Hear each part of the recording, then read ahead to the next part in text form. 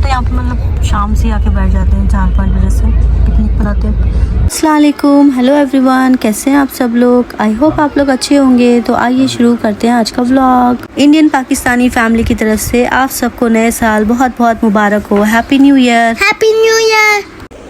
4 बज गए, अभी तक शाल उठी नहीं है। सुबह उठी थी हम लोग के साथ में 7 बजे, उसके बाद ब्रेकफास्ट करके फिर 12-1 बजे वापस सो गई थी।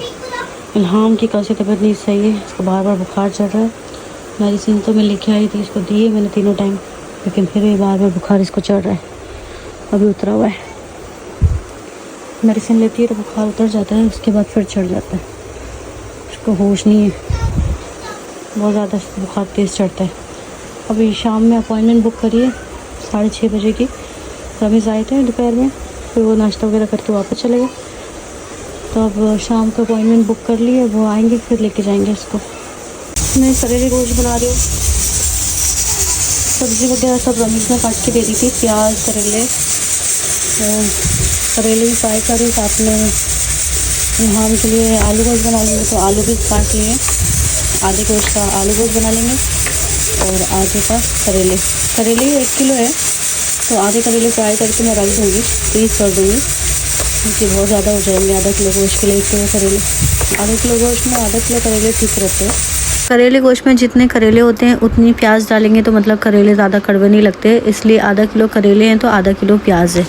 1 किलो हड्डी वाला गोश्त लिया है मैंने, उसके अंदर मैंने टमाटर, प्याज, अदरक, लहसुन, हल्दी, मिर्ची, धनिया, नमक सारी चीज़ें मतलब ऐड करके उसको मैंने चढ़ा दिया है।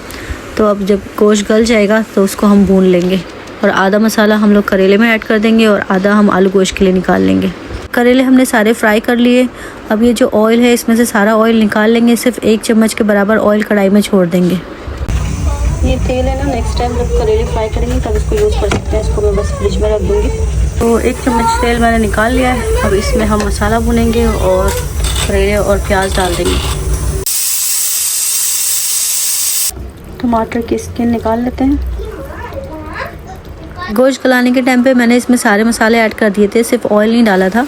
तो बस अब इसमें ऑयल डाल के मसाले को अच्छी तरह से भून लेंगे। आलू गोश्त में भी हम लोग थोड़ा सा ऑयल डालेंगे और उसको भी भून लेंगे। तो दोनों तरफ मसाले भूनने के बाद में इसमें हम लोग आलू डाल देंगे और दूसरी तरफ करेले। तो करेले का मसाला यहाँ पे अच्छी तरह से भून गया है।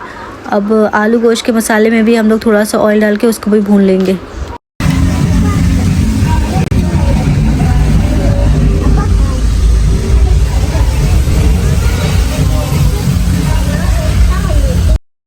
ये पिंक सॉल्ट है, मैंने नेस्टो से लिया था, ये ग्राइंडर बॉटल में है। तो अगर से थोड़ा सा सॉल्ट डालना है, स्प्रिंकल करना है तो उसके लिए तो बहुत अच्छी बॉटल है ये। लेकिन अगर से 1-1 चम्मच भर के आपने करी वगैरह में सॉल्ट डालना है तो बहुत टाइम लग जाता है और हाथ भी दर्द देने लगते हैं। तो मैं ये सोचा है कि जब ये खाली हो जाएगी बॉटल तो मैं इसमें ब्लैक पेपर ऐड कर दूँगी, तो उसको ग्राइंड करने के लिए अच्छा रहेगा। और वो इतनी ज़्यादा क्वान्टिटी में तो डालनी नहीं रहती है, खाली स्प्रिंकल करनी रहती है, उसके लिए अच्छी बॉटल है। ये वाला गोश्त जो है वो अच्छी तरह से भून गया है। हम इसमें प्याज और करेले ऐड कर देंगे। 1 प्लेट मैंने मतलब आधा किलो के बराबर करेले इसमें ऐड कर दें। अब इसको हम लो फ्लेम पे रख देंगे ताकि जो प्याज है थोड़ी सी सॉफ्ट हो जाए। विशाल की सुबह हो गई है, आते के साथ उसने किचन में आई कि मम्मा क्या बना रही है, खुशबू आ रही है उसको अच्छी। तो अभी उसकी भूख लग जाएगी। बस मसाला भुन जाए तो इसमें आलू डाल देते हैं, फिर इसको ये दे देती हूँ खाने में। मसाला भून गया, और इसमें आलू डाल देते हैं और जितना पानी चाहिए पानी डाल देंगे और उसको 2 सीटी लगा देते हैं।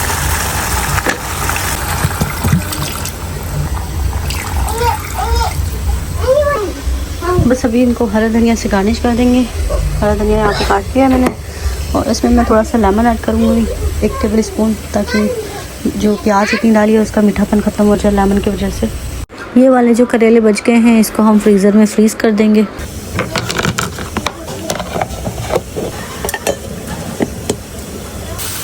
बस प्याज यहाँ पे गल गई है, बस इसको 2 मिनट के लिए और रख दो ताकि थोड़ी और सॉफ्ट हो जाए। Lemon juice,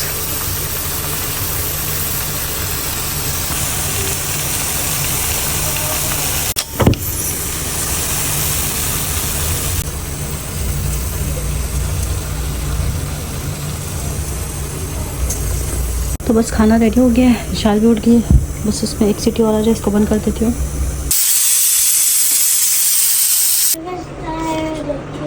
You sleep a long time, शाल। तो ये रहा आलू का सालन। ये शाल और इल्हाम को ये फिट करा देती हूँ मैं। शाल नमाज पढ़ी है। Daddy is gone to work. Ilham just woke up.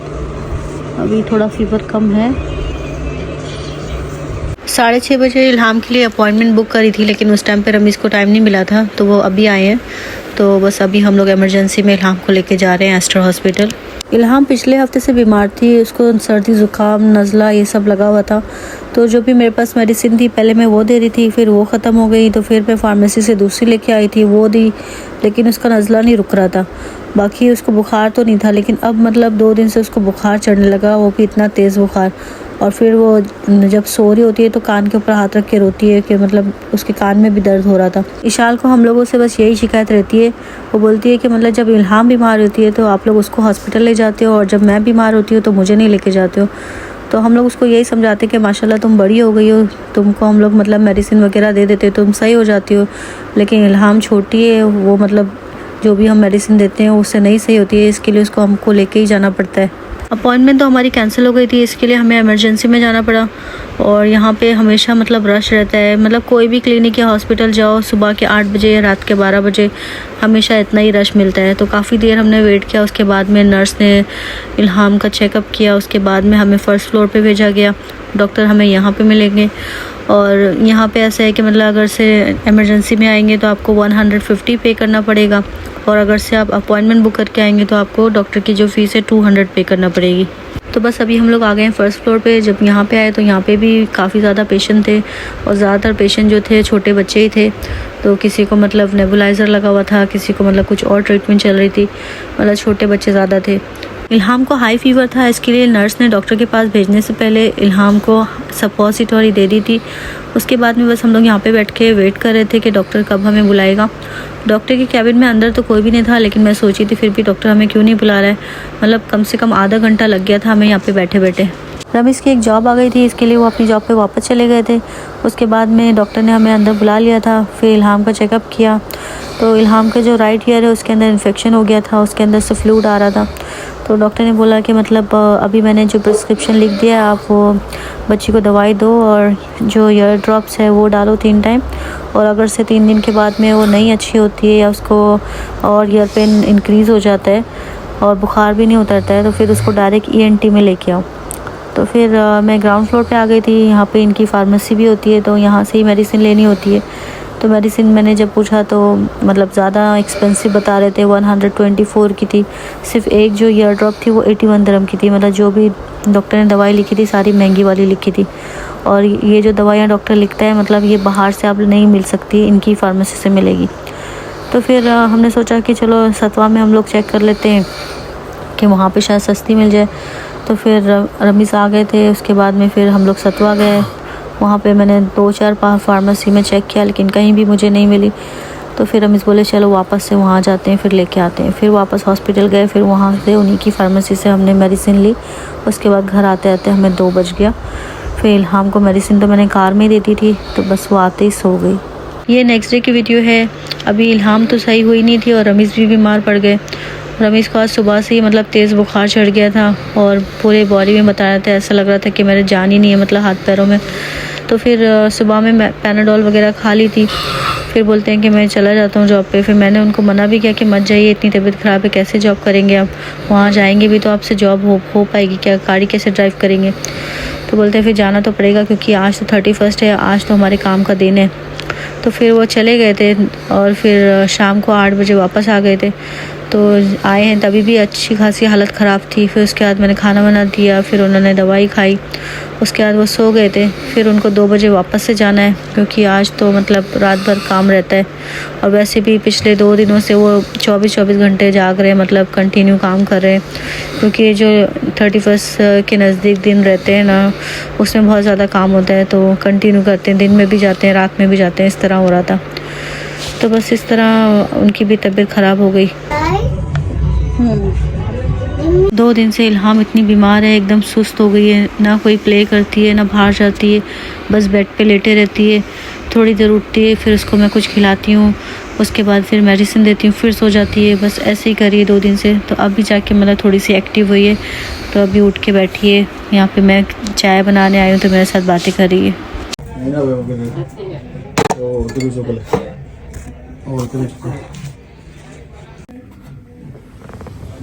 हम बैठे बैठे सो रही है। अच्छा सो गई बैठ कर नहीं रहती, पसीने आ रहे हैं, गर्मी लग रही है। लग रही थी आगे चला मैं तो बोलता हूँ। आज 31 है और आज की रात दुबई की कई डिफरेंट लोकेशन पे फायरवर्क होता है। तो मैं रमेश को बोली थी कि इस बार हम लोग फायरवर्क देखने नहीं जाएंगे, क्योंकि किसी की भी तबीयत ठीक नहीं है और आपसे कार भी नहीं चलेगी तो फिर फ़ायदा क्या। लेकिन वो बोलते हैं नहीं, वो ज़िद करने लगे कि नहीं चलो चलते हैं, बच्चों को दिखाएंगे। पहले तो हमारा ये प्लान था कि हम लोग बुर्ज खलीफा के पास जाके देखेंगे, क्योंकि बहुत साल हो गए हमने बुर्ज खलीफा का फायरवर्क नहीं देखा। तो उसके बाद रमेश बोले थे कि एक बार तुम्हें मैं वहाँ पे ड्रॉप तो कर दूँगा, लेकिन उसके बाद में तुम लोग कैसे आओगे वापस, क्योंकि फिर मैं भी तुम लोग को 3-4 बजे से पहले वहाँ से लेने नहीं आ सकता, क्योंकि वहाँ पे सब कुछ पुलिस है ना बंद कर देती है, सब तरफ फेंसेस लगा देती है। तो जिसके पास पास होंगे बस वही वहाँ पे एंटर करेगा, और जिसके पास पासेस वगैरह नहीं है तो वो वहाँ से मतलब कार लेके नहीं जा सकता।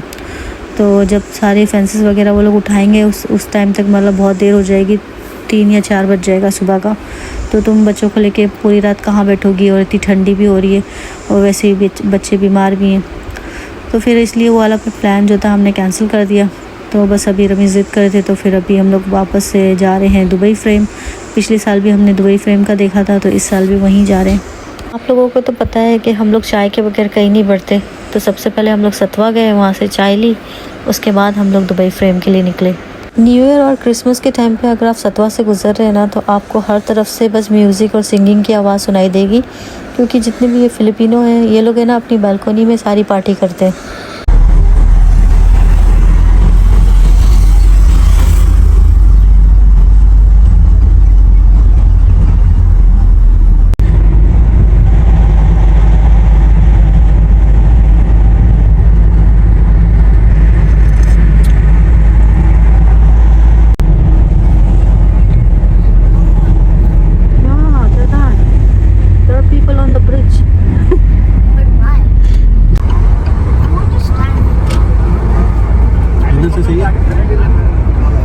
बहुत नज़दीक है हम लोग।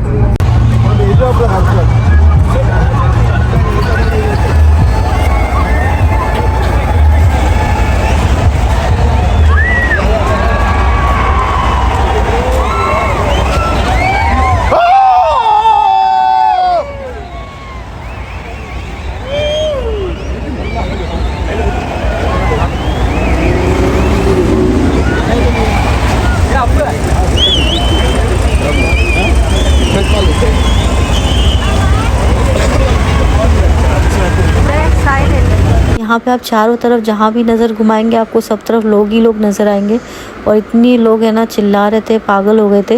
विशाल बोल रही थी कि यहाँ पे लोग इतना चिल्ला रहे क्यों है, तो मैं उसको बोल रही थी कि वो लोग ज़्यादा एक्साइटेड है न्यू ईयर का फायरवर्क देखने के लिए।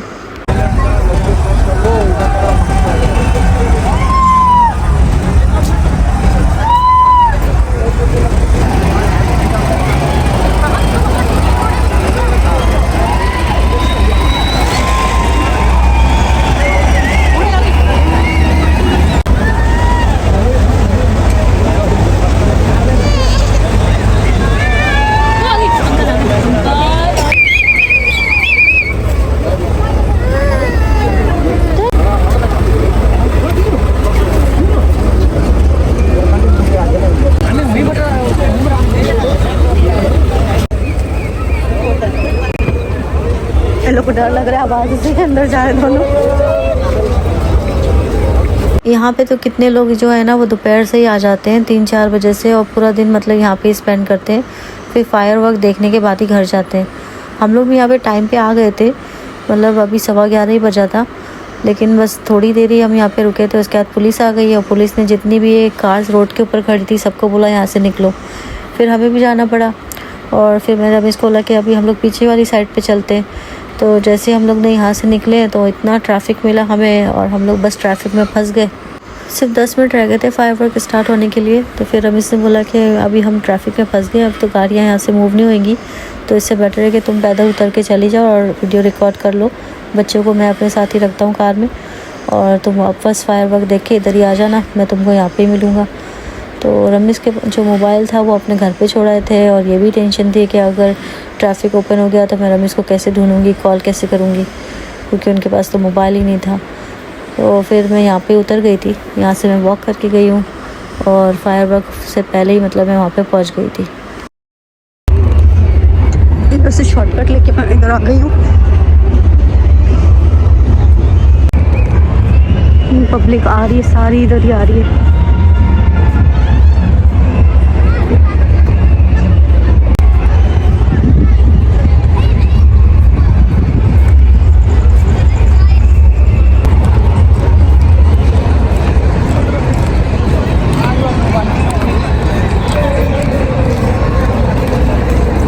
ठीक है, यहाँ से व्यू अच्छा नज़र आ रहा है।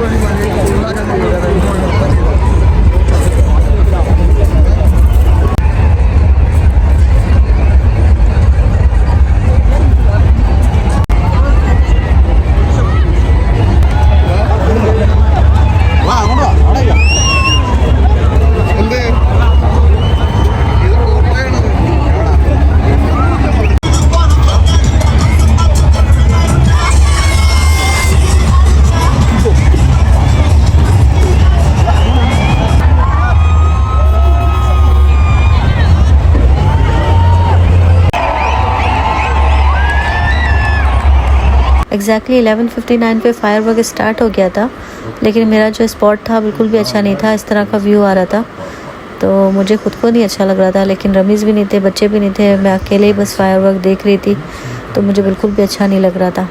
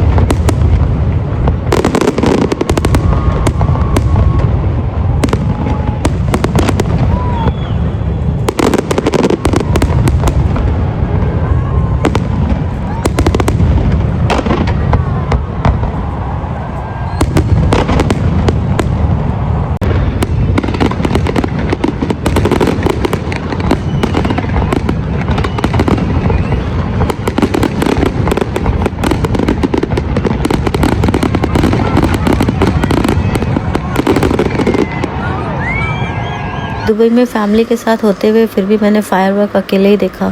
आप सबको हैप्पी न्यू ईयर।